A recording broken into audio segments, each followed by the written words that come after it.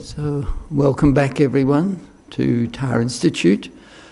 My name's Damien, and I've been leading the June Monday nights, and the basic topic that I've been talking about is thought transformation, or the practice of thought transformation, and I've been talking about it sort of in general, I think.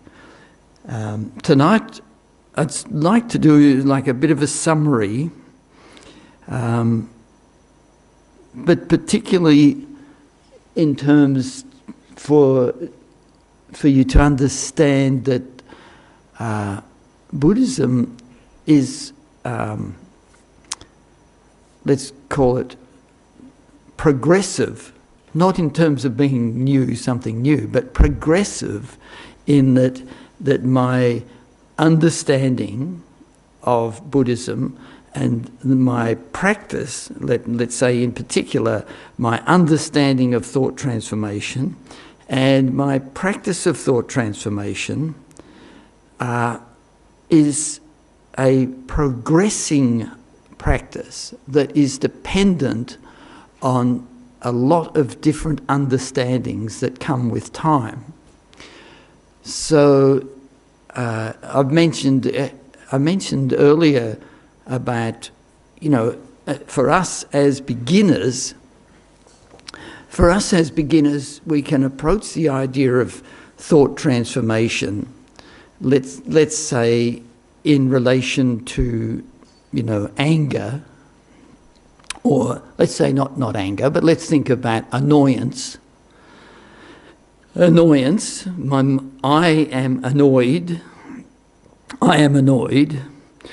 and the reason that I'm annoyed is because you are annoying. Like it's very clear cut in life. I am annoyed because you are so annoying. And, we go through life pretty convinced of that. And also, so our coping methods, our coping mechanisms are to, push those people away, to try to get rid of them in some fashion. And then also we reinforce our certainty of that relationship, that you are annoying and I am annoyed, by talking to all our friends and getting their concurrence that so-and-so is so annoying. And we even sort of manipulate our friends into saying, oh yes, you're right, that is so annoying. So there's we have this whole constructed mechanism in our life for this situation. And so I think for us as beginners, we have to start trying to get some insight into that circumstance. And so Buddhism, talks about the Four Noble Truths, and the first noble truth is the truth of suffering. So sometimes that term is in Pali, so the Buddhist tradition is sort of like, this is one version of what happened when the Buddha was alive, is that he particularly taught to the Brahmins in India, and so the Brahmins were the educated class, the scholars, and they worked with Sanskrit. And then the other people, not so much the Brahmins, who also would have been quite educated and knowledgeable in that, their main language was Pali.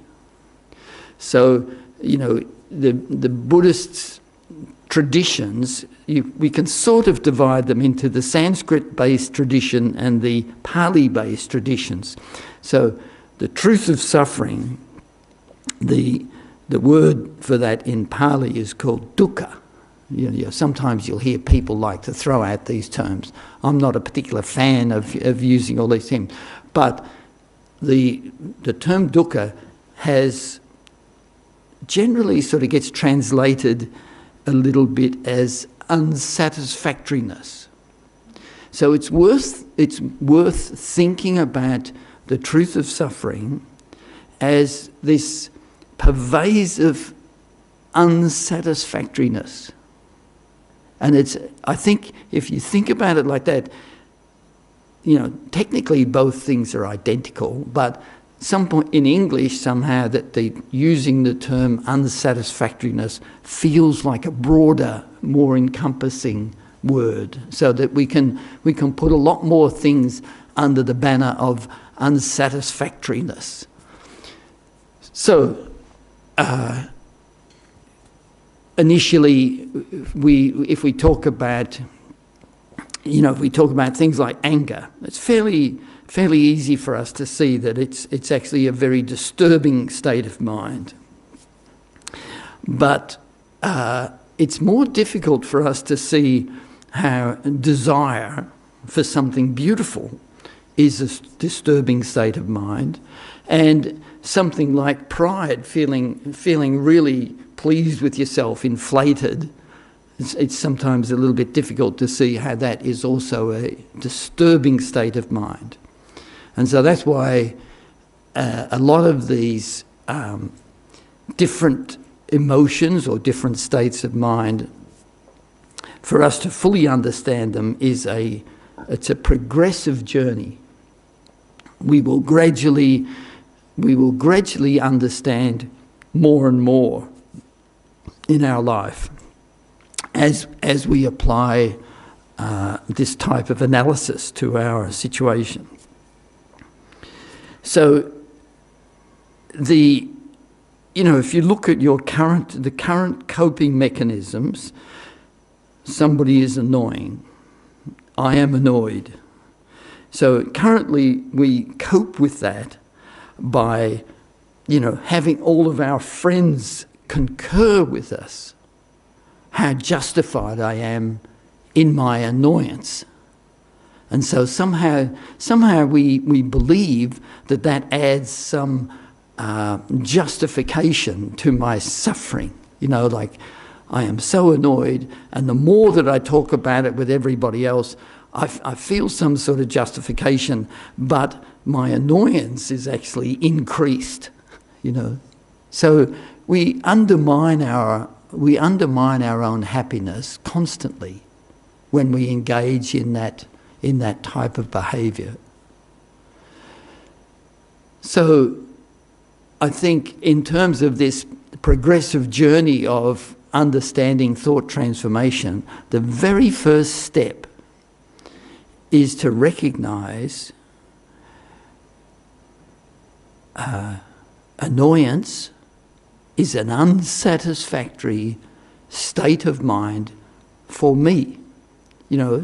Anger is an unsatisfactory state of mind for me.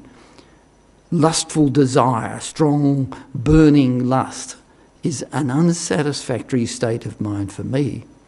A miserly, greedy mind, not wanting to part with things, not wanting to give even when asked, not wanting to share, that miserly state of mind is an unsatisfactory experience for me. So, in a way, being just self-focused to comprehend how your own state of mind, what is your experience of your own state of mind.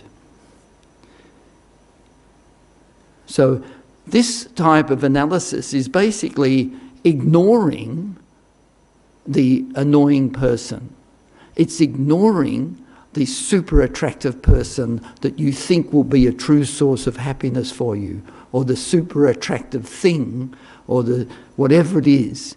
So it's actually just being introspective and looking at your state of mind and thinking, this is an unsatisfactory state of mind. And that really is step one. And it's important to I think, comprehend the importance of making that jump. Because you're making a jump from saying the annoying person is totally responsible for me being annoyed. Totally responsible. Because they merely because they exist and merely because they're within my sphere of experience, they are creating my annoyance. So that viewpoint is putting all of the responsibility for your state of mind onto that person. You know, we're saying it's your fault. It's your fault I'm angry. It's your fault I'm annoyed. It's actually your fault why I'm lusting after you because you're so beautiful. You know, we say this sort of stuff. You know, it's not my fault. You're the one walking down the street looking so beautiful. Why wouldn't I have desire? You know, so we have this strong object-based experience, and the secret to the thought transformation is to take ownership and responsibility for our own state of mind. You know, to really take ownership for our own state of mind, and that, you know, so that is a long journey. And it has to start somewhere. You know, it has to start somewhere. But the reality is it's a very, very long journey, and there are many different aspects to it. And so initially we can say, you know, even if we actually accept that this person is annoying, we can still say, that person's annoying, but I am responsible for my state of mind. You know, I am responsible. So, what can I do about my state of mind? So, you know, how can I overcome my disturbance? And the primary method here is to change the focal object of your mind. So that's why things like breathing meditation or diverting your mind to some other object, you know, that if you're working and somebody comes up and really annoys you, well, one of the options you have is to just focus on your work, go back to your job, and stop interacting with the annoying object. Right. So the initial thing then is the ability to divert your mind from that object. Then we can start then to look at the object, and we can start to see that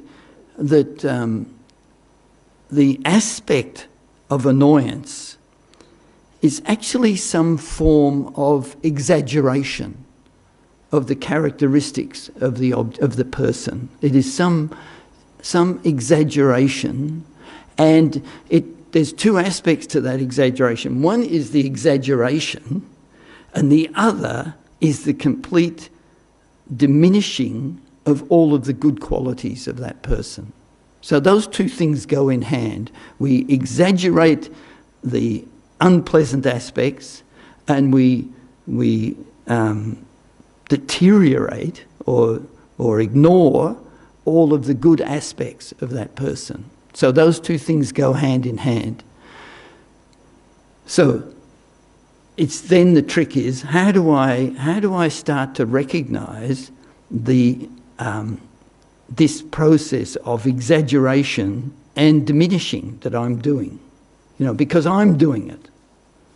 You know, part of this is saying that the perception of somebody as really annoying is actually that's my perception. You know, it's my perception. And if we want to see if that's true, we can start asking everybody else, you know, is my view of this person correct or not? Now, a lot of the time, out of the way we ask that question, we are actually forcing the person to say, oh, yes, you're absolutely right. Because people are they're concurring with our annoyance just to please us. But if we seek an objective view, we can see that that not everybody agrees with me, and so one way we can start to sort of comprehend that that the object is not independently annoying, is that we can see that we can sort of talk about it being a scientific approach. We can say that the person is merely an aggregation of an atomic aggregation. We can go totally scientific, and we can say it's just carbon, oxygen, hydrogen, whatever, air, water, wind, earth, elemental, sort of an elemental aggregation. And so these qualities that I am so certain that they possess, we see they can't be found in the atomic aggregation. And if we start to think about insulting words that we hear, or an annoying story, or we hear some whispers that are critical of me, or something like that, similarly, we can totally scientific it out. We can use science, and we can say that the sound is mere vibration of the air. It is nothing more nor less than the mere pressure variations hitting my eardrum.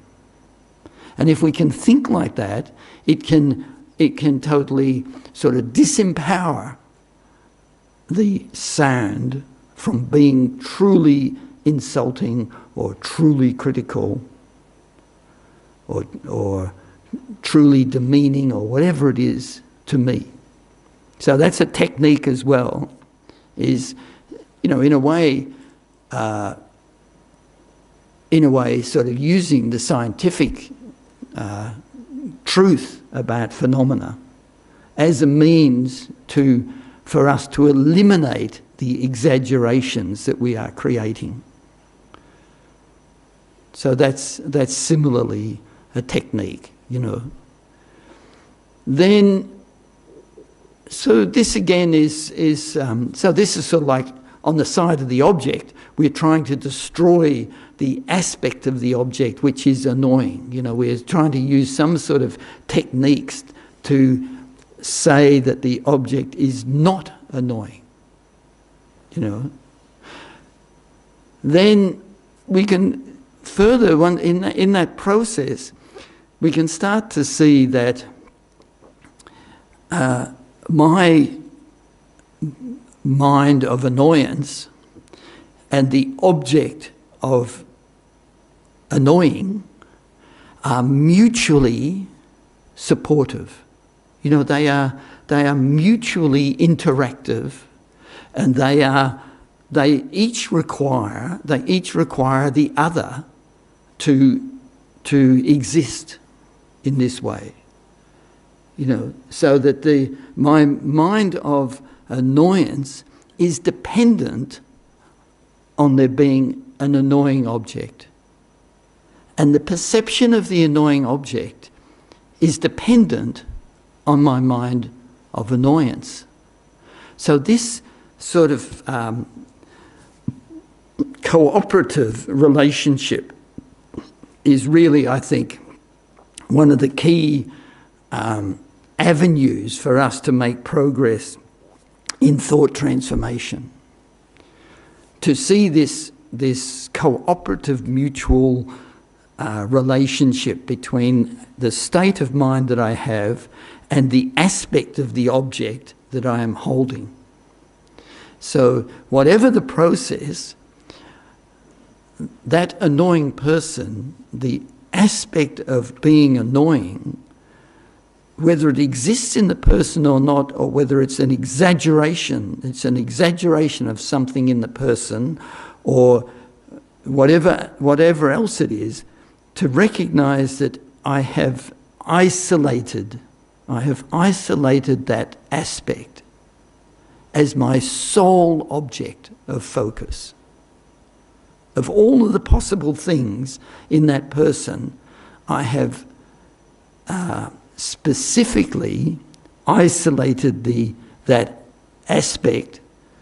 Potentially I have exaggerated it, but my mind, my annoyed mind, so whether we say the object comes first or the mind comes first, or they both arise simultaneously with this cooperative reinforcing, that the annoyed mind and the annoying object, that they're mutually born together. This is sort of a complex aspect in Buddhism about how we generate these things. This is so we can say that they mutually co-arise together, but they are related. The annoying object is dependent on my annoyed mind, and it's something really to examine. If this is where introspection is so important, for us to try to examine in our daily experience. When we see something like this, something beautiful, something annoying, something insulting, something ugly, something whatever, all of our various experiences, if we can have some sort of step back introspection, that we can see this process. The more we can see this process, the more we will be convinced that thought transformation is possible.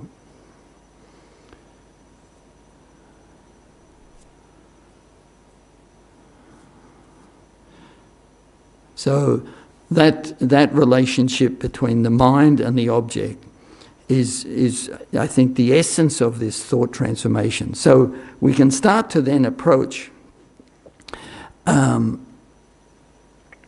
with the idea of antidotes. So we can talk about an antidote to my mind. So for example, the mind of anger, patience is an antidote to the mind of anger. And so patience is a mind that accepts that the object is annoying. So there's an acceptance that the object is annoying with the mind of patience. But I willingly tolerate that annoyance without disturbance. So I recognize that it's annoying, but I willingly tolerate that circumstance, remaining undisturbed in the face of that annoyance, right? So it is still accepting that there is an annoying object, that it's still accepting that the queue to the toilet is 50 people long. It's still accepting that you work your whole life, and you've got nothing. You are accepting the unsatisfactoriness of life or of circumstance. But your mind, the mind of patience, is a mind which willingly accepts that circumstance and does not get disturbed. And that is a practice, the practice that we can do. So, and then we can, for instance, start to transform the object. So, in terms of a person, in terms of a a person, we can say, okay, one aspect of that person is that they appear annoying. Another aspect of that person is that they are subject to the suffering of birth, aging, sickness and death, from a Buddhist point of view, the great sufferings that we all are subject to. And they are also subject to the suffering of a disturbed state of mind, which may have triggered them to insult me or to interfere with my activities or to somehow deteriorate my circumstances. Maybe they've stolen from me, insulted me, deceived me, humiliated me, whatever it is. And that their actions, similarly, they are trapped into being ruled by their mental afflictions, And nearly all of us are in that boat. We are all ruled by our mental afflictions. And so, because of that, they're worthy of compassion. So this is the real sort of essence of thought transformation, is that we change the object. So our understanding of the object is that we can see even the fault of the person who is harming us is actually a cause for compassion. Because it is the person is motivated by a disturbed state of mind, by mental afflictions, and that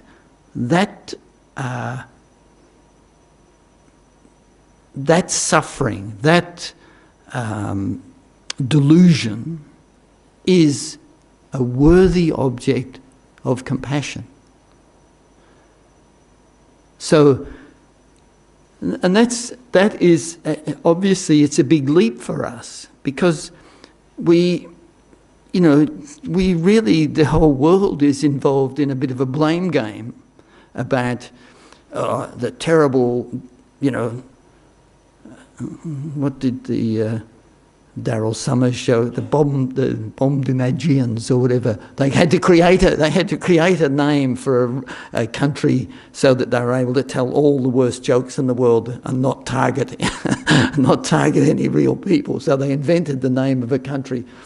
For those of you who can remember that show. Anyway, so everybody is subject to delusions, and from a Buddhist point of view, it is that very aspect of everybody being subject to delusion which makes them a worthy object of compassion. And so when we see that, it doesn't matter then what circumstance we're in, that the power of thought transformation is that everybody in every circumstance can be seen as an object of compassion and affection, wishing them to be happy. So the mind of love, or the attitude of love, is described as being the sort of sincere wish for somebody to have happiness. So we can actually use all of our perceptions. When in this ultimate sense, all of our wisdom, understanding the way that everybody is working, that the way their mind is working, the fact that they might be angry at me or trying to humiliate me or superior, competitive, jealous, whatever it is, that every one of those circumstances is evidence of the afflicted nature of their mind, and that mere affliction is a suitable basis to have compassion for that person. So, that's something really to think about.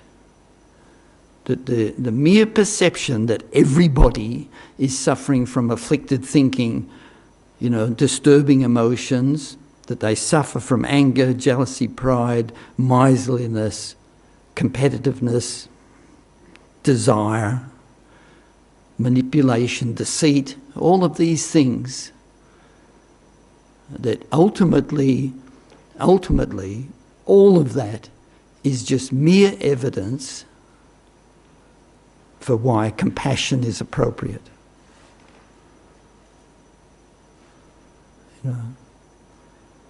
And so, in that way, ultimately, from a Buddhist point of view, love and compassion is sort of the ultimate antidote in a way, because it applies in every circumstance.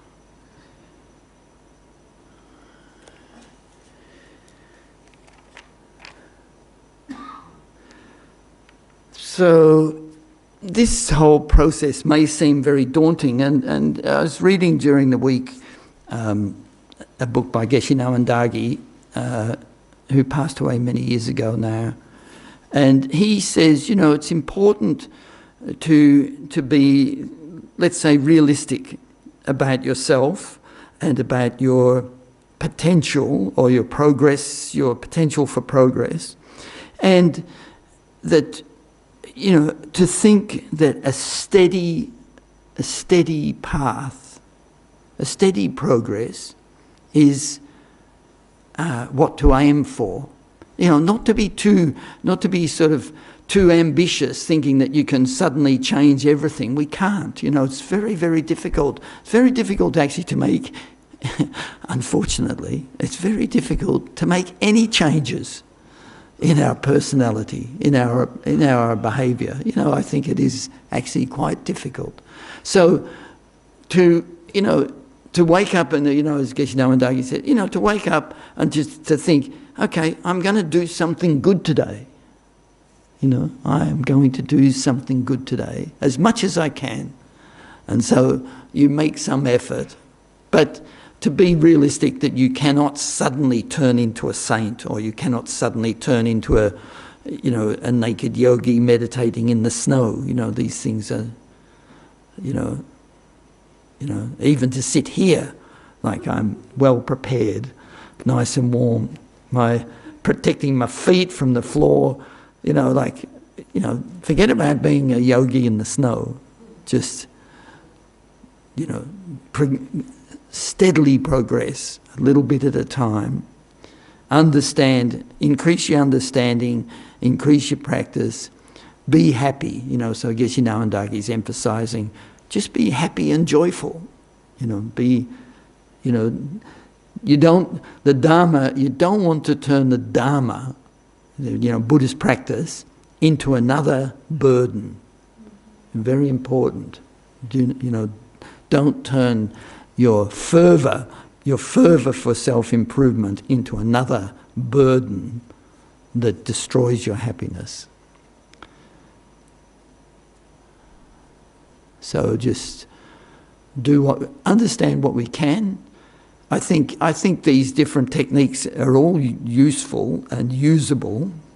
And if we find that we're really disturbed by somebody, and you go home and you're still disturbed, you're still thinking about them, you can't let go of it, then, do the best you can to apply one of these types of approaches.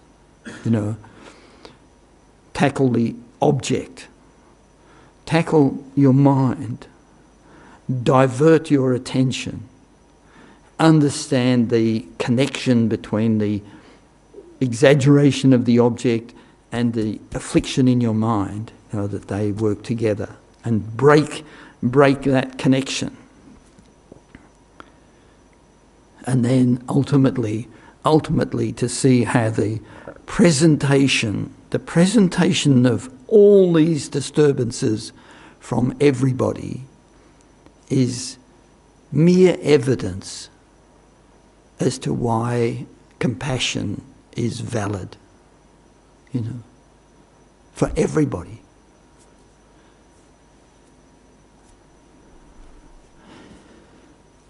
And one of the key ingredients in all that is this introspection, the ability to have part of your mind understanding what's going on in your mind, that a bit of an awareness. It's called a discriminating wisdom. It's a judgment or a perception, an understanding of your own mental process. So that self-awareness is really critical. And that is said to be a byproduct of meditation, that when we meditate and we focus the mind, that one of the consequences is that our introspection increases, in regular life, in our normal life experience, that introspection increases due to the meditation that we do.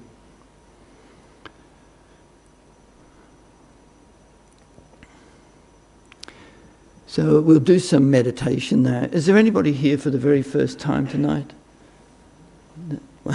Good, thanks, welcome. Good, thanks for coming. So I presume you've done some meditation before, or no, not much? A lot? No? So let's say the most important thing is to be comfortable. The body posture is important, particularly because it lets you your mind and the energy of your body just flow, maybe, let's say, abide more peacefully without having any tension in your body. So good to be comfortable. And in the first meditation, we will focus on the breath. So the breath coming in and going out. Coming in, going out. But in particular, we try to focus on the awareness of the breath. Not the physical sensation so much, but the the mental awareness of the breath coming in and going out. That's so like something internal, with this ebbing and flowing of the breath, and the awareness of the breath coming in, going out. So just 100% put your focus just on the breath.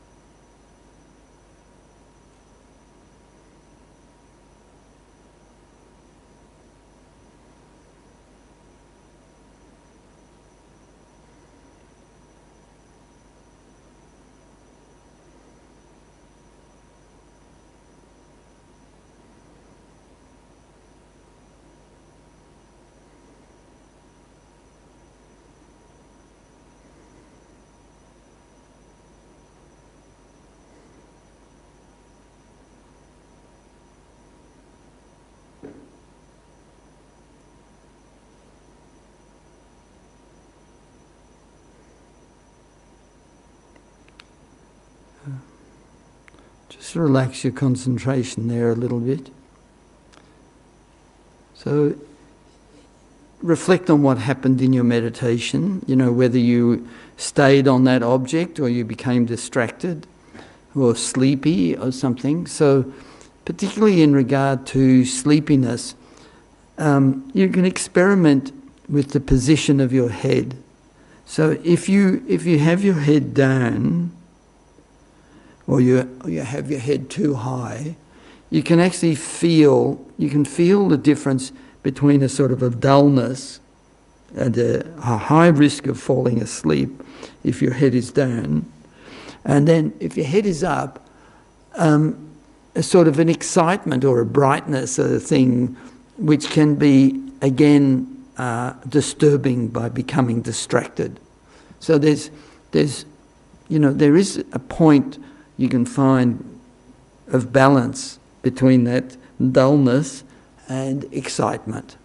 So dullness and excitement are the two main obstacles to having single-pointed concentration. So even here, just doing a breathing meditation, we can see the influence of dullness and then falling asleep, which is like an extreme form of dullness. And also, if we sort of very up, we can see a sort of an excitement in our mind.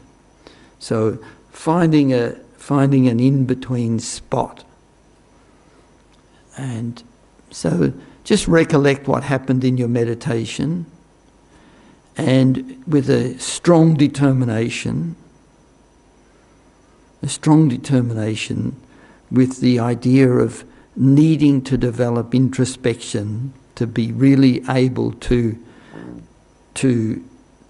practice thought transformation. I need that quality of introspection. I need to become aware. So with a motivation like that, let's spend another couple of minutes and really put some effort to keep your focus just on the breath.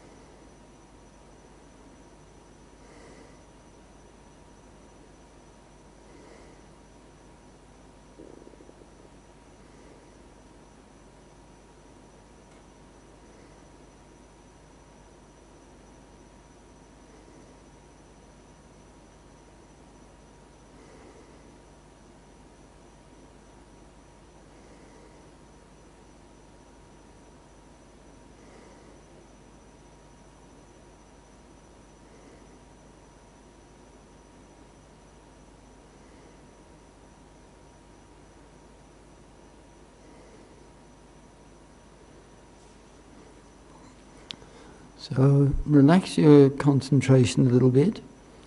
So we'll now do an analytical meditation. So we use this focused power of our mind to examine some question or to examine some theory or experience.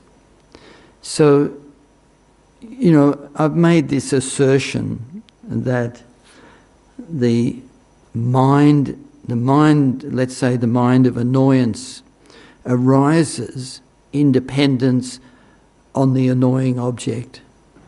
But also the annoying object, the perception of the annoying object, arises in dependence on the annoyed mind. So this mutual independence between my disturbed mind, let's say annoyance, you can use anger, or you can use desire or miserliness, whatever you like, that and the annoying object, that there's a sort of a mutual interdependence there. So just examine as to whether you think that's true, and examine and analyze whether you can see that or not. So just analyze that experience.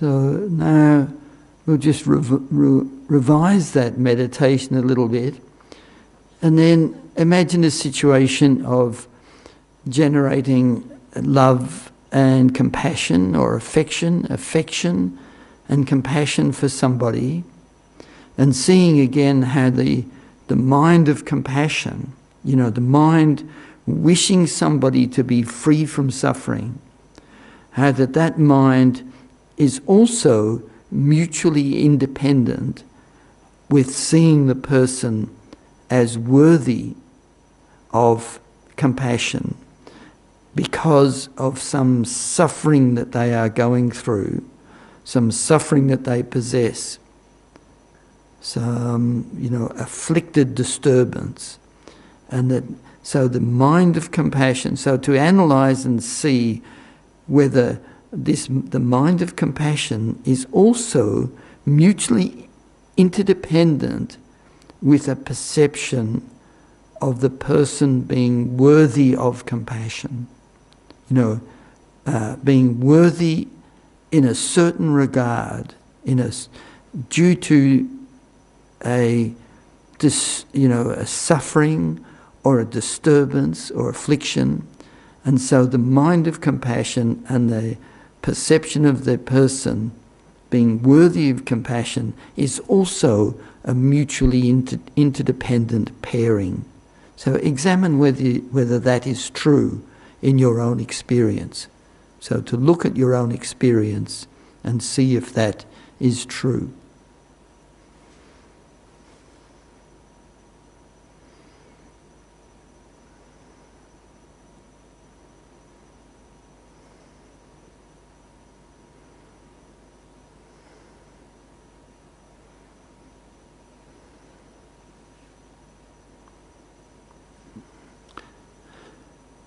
Okay, then you can relax your concentration. So we've got some time for some discussion or questions, and whatever you like.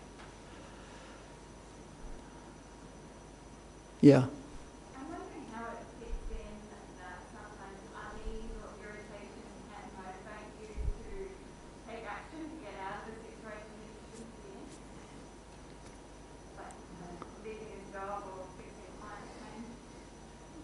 Yeah, look, this question came up. So the question is about why annoyance or irritation can cause you to do something, you know. So this question came up the other day, like last few weeks as well. And there's no question that anger is a motivator, you know. And it's, you know, we could say that it's the predominant, you know, the 20th century, that as a motivator, anger has been pretty dominant, you know, in multiple world wars and, you know, 20 other, you know, necessary conflicts, you know, which are generated from the motivation of anger. So irritation, annoyance, you know, racism, world domination are all motivators, right? But the mode of motivation and the mode of engagement is affected by the motivation. So the motivation of irritation is predominantly a pejorative, you know, it's a sort of a negative, destructive, you know. The coal industry is the enemy, and I must destroy them.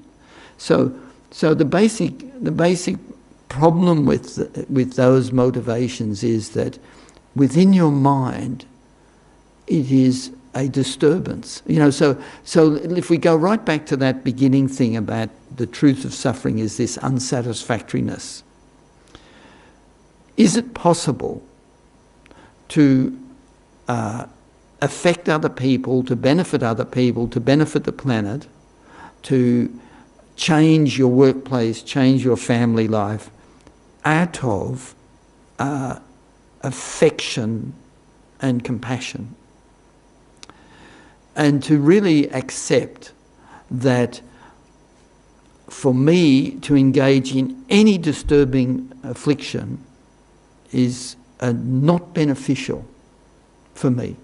So there's no question that, you know, tying yourself to a tree out of irritation and annoyance at the forestry department or whatever can have an effect. But is it possible to also chain yourself to a tree out of love and compassion? You know, and that's also possible, you know. So in the end, like from a Buddhist point of view, what's more important for us is to eliminate disturbance in our mind. And, you know, that's not even talking about the aspect of karma and future consequences for our actions, but merely from the point of view of wanting happiness in every single moment. For that reason alone, we should eliminate disturbance in our mind. So, like, for me, I think, like anger, if you can really convince yourself that the mind of anger is a disturbing mind, for me, you know, for me, that the complete acceptance that I have the right to not be disturbed, if we really embrace that idea of I do not have to be disturbed, that can become the motivator for us to eliminate anger. You know, it's on that sort of, let's call it a selfish point of view. Really accepting, for instance, that anger is personally destructive, that jealousy is personally destructive, that a sense of superiority and, you know, inflated pride is personally destructive. You know, it's isolationary. You know, it isolates you from others. It destroys your relationship. It creates separation. It creates this aloof sort of, you know, disturbing experience. If you really can accept that those things are destructive to your own happiness, I think that's enough reason to abandon them.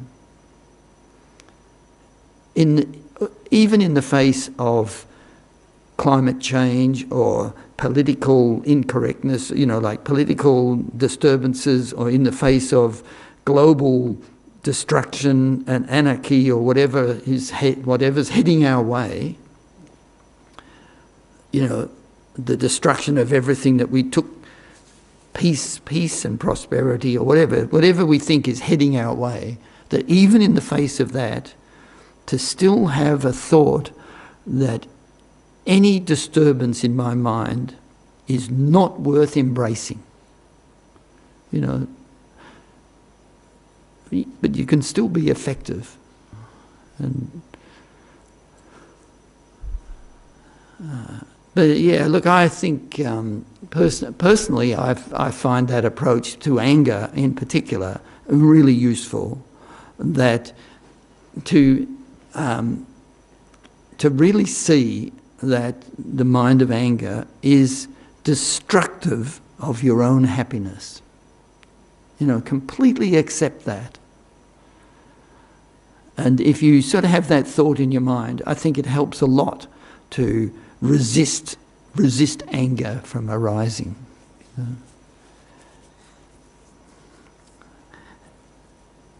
And the enemy of overcoming anger is the sense of self-righteousness, that our view of this enemy is totally justified. You know, that is the problem. Our sense of self-justification is really what supports our anger.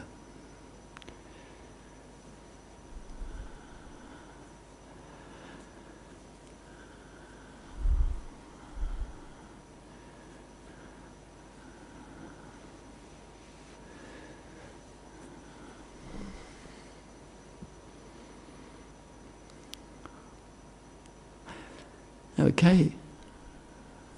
So thank you all very much for the last 5 weeks. Let's just do we call it a dedication meditation. So imagine that we'll call it virtue, the virtue of us coming together, listening, thinking, meditating together is something really, really valuable. So you imagine that everybody's energy takes the form of a ball of white light, and bring that above the crown of your own head. You know, everybody's energy, you imagine that it comes above your own head, and let it dissolve down into you completely, and completely filling your body with light. So your view of your own body becomes filled with light. And your mind also very clear and open, completely free of all of your normal heaviness and disturbances. Imagine yourself completely free of any suffering.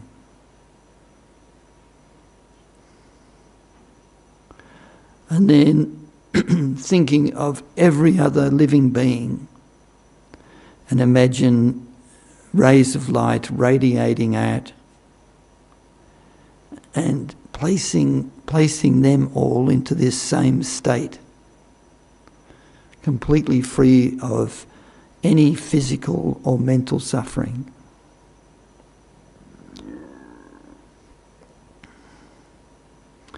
Then imagine the rays of light dissolve back into you.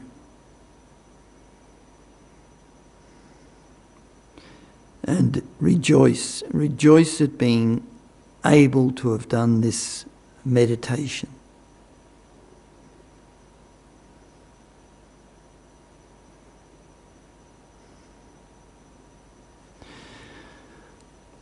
All right, so thank you. Next month, Mark Fernandez, who's a long-term student here in the centre and an accomplished presenter, will be doing July Monday nights.